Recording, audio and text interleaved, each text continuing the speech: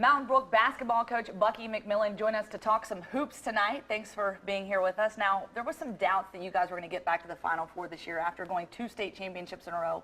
What is it that sets this team apart in the state? I think defense and this team's got a lot of character.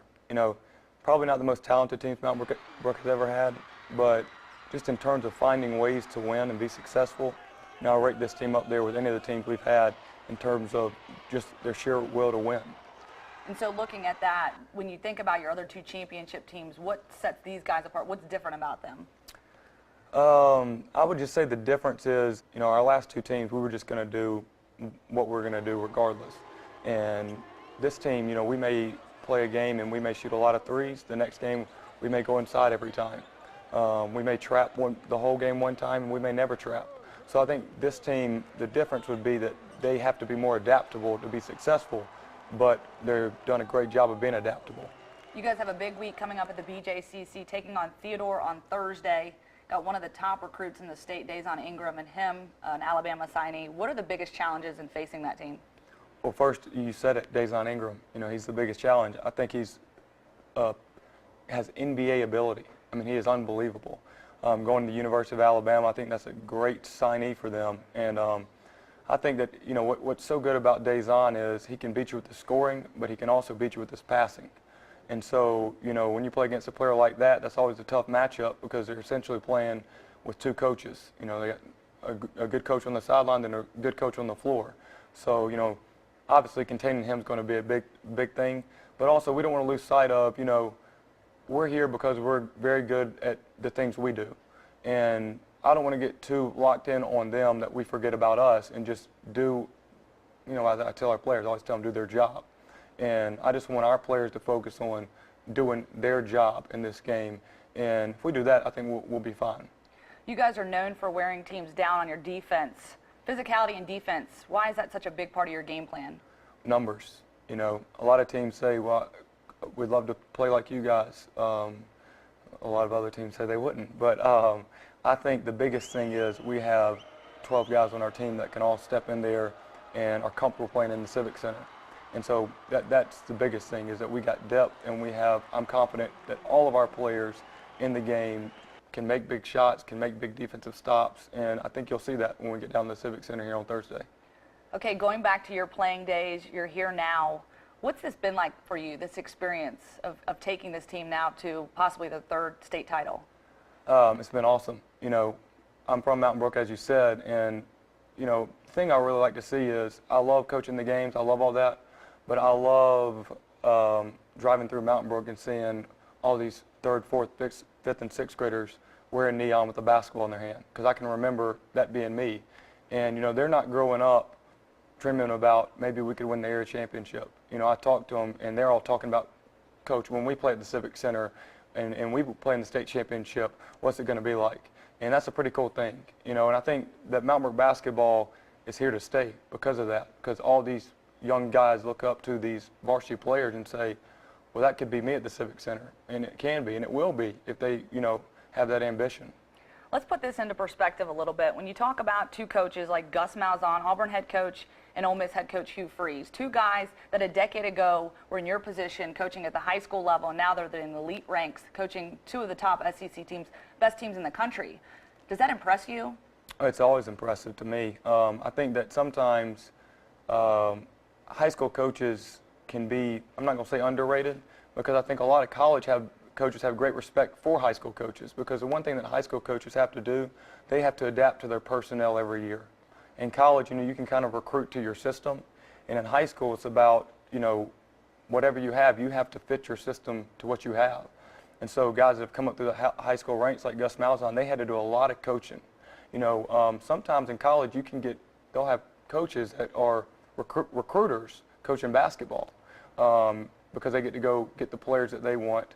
And so I got a lot of respect for anybody that's made it through the high school ranks, and it's no surprise to me that very successful high school coaches end up being very successful college coaches like a Gus Malzahn or Hugh Freeze. Okay, so that brings us to the big question. A lot of name dropping. Bucky McMillan comes up in a lot of conversations about coaching at the college ranks, especially when vacancies come up. Is that something you see in your future? You know, I've always said I just love where I am, and I love the school I'm at, and I feel like I'm coaching not just 12 players like at a college or university. I feel like I'm coaching every player from second grade up. I feel like I got 1,000 of them, and that means a lot to me. So it would have to be something so just unbelievably special to leave the special place I'm in right now. Well said. Now, when you talk about coaching philosophy, whether it be practice or in the game, what is your philosophy every time you step out on that court? I think basketball game is a game of, who reacts to who.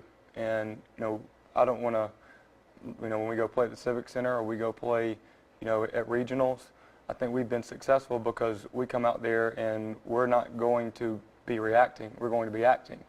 And that's kind of what we're about is, at Mountain Brook, the big number one thing I tell our players is when we get in these big games, we're going to play fearlessly. And that's what we want to do. We want to go out there and be fearless and not be reacting, be acting, being who we are. And whatever happens, happens. If we don't come out on the right side of the scoreboard at the end of the game and we're playing fearless basketball, we'll shake the other team, look them in the eye and say, hey, you guys, respect, good luck the rest of the way. And when you talk about expectations, this team probably has the highest expectations on them they've ever had. How do you keep that under wraps and keep that contained and keep the guys focused on the game? Well, I think they do have high expectations, but I think our expectations are to do the best we're capable of doing. So, I think other people's expectations are actually results, which is the result of winning a state championship. That's a result. Our expectation is let's do the best we can possibly do, and that means doing what I said, being fearless basketball players, going out there doing your job and being relentless the entire basketball game, and regardless of the result, we know that we've met our expectation. Okay, so you guys, Theodore, Lee Montgomery, and Hoover all in the hunt for a 7A state title at this point. Can you give me a little scouting report on Hoover and Lee Montgomery? Yeah, all teams at the Final Four are obviously going to be good teams, particularly in the highest classification. All teams are well-coached teams.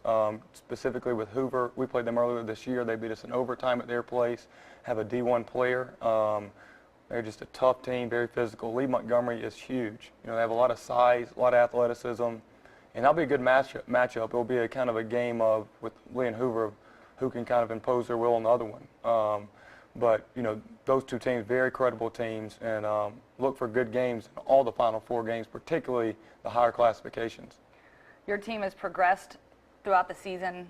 Looking at how they've progressed down the stretch here, what is your focal point going to be in practice this week? Just do your job. Hey, when we go out there, there's going to be maybe 13,000 people at the games, 10,000 in Neon.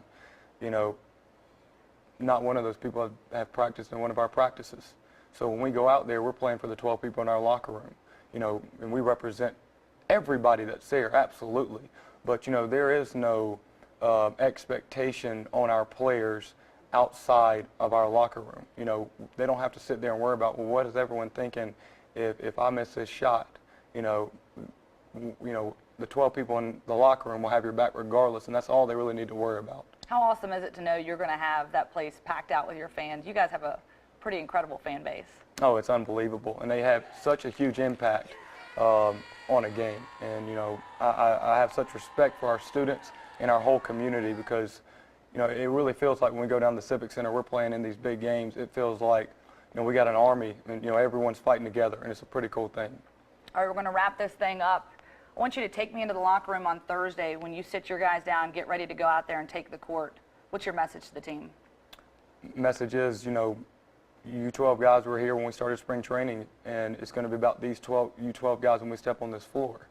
And, you need to treat this game like you're playing basketball on an island, and it's going to be about, did you do your job in this game? And that's all that matters, because if our players go out in that game, they have a job they're assigned to do, each player. And they wouldn't be assigned that job if they weren't really good at doing it. I wouldn't tell a three-point shooter that he's got to go score on the block, or I wouldn't tell someone that can't shoot a three, you got to make threes. So the job they're assigned that job because they're really good at it. So they should go out into this game and know that they can do their job, great, because that's what they're good at doing. All right, thanks, Coach. Got the Final Four coming up this week. Mountain Brook playing Theodore on Thursday. Looking forward to that game. plenty of other games going on at the BJCC. We'll be there with all the action, so keep it here on WIAT42.